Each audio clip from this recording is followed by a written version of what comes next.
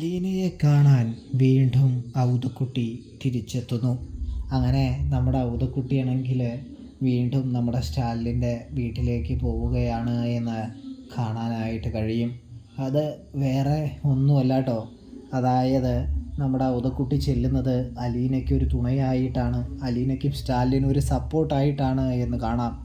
അലീനയുടെ കാര്യത്തിൽ കുറച്ച് തീരുമാനങ്ങൾ എടുക്കാനുണ്ട് എന്നും നമ്മുടെ ഔതുക്കുട്ടിക്ക് സ്റ്റാലിനോട് പറയാനുണ്ട്. അതുകൊണ്ട് തന്നെ ഔതുക്കുട്ടിയാണെങ്കിൽ വേഗം 100-110 തന്നെ നമ്മുടെ സ്റ്റാലിൻ്റെ വീട്ടിലേക്ക് യാത്ര തിരിക്കുകയാണ്. ഒടുവിൽ സ്റ്റാലിൻ്റെ വീട്ടിലെത്തുകയാണ്. വല്യപ്പച്ചനെ കണ്ട സന്തോഷത്തിലാണ് അലീന എന്ന് കാണാം. ഇവിടെ ഷെറിനാണെങ്കിൽ നമ്മുടെ ടോണിയെ അന്വേഷിക്കുകയാണ്. റാണിമോൾ എന്നാണ് പറയുന്നത് കേട്ടോ ഷെറിൻ്റെ പേര്.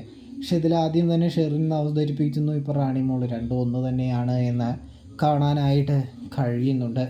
ഇത് കഥ നോക്കുമ്പോൾ എല്ലാം ഒന്ന് കണക്റ്റായി തന്നെയാണ് കിടക്കുന്നത് എന്ന് കാണാം. ഇതിലേക്ക് വരുമ്പോൾ മാമച്ചനും അലീനയും ഒക്കെ കൂടി കണക്ട് ചെയ്ത ഒരു റൂട്ടിലേക്കാണ് കഥ പോയിക്കൊണ്ടിരിക്കുന്നത് എന്ന് കാണാൻ സാധിക്കുന്നുണ്ട്.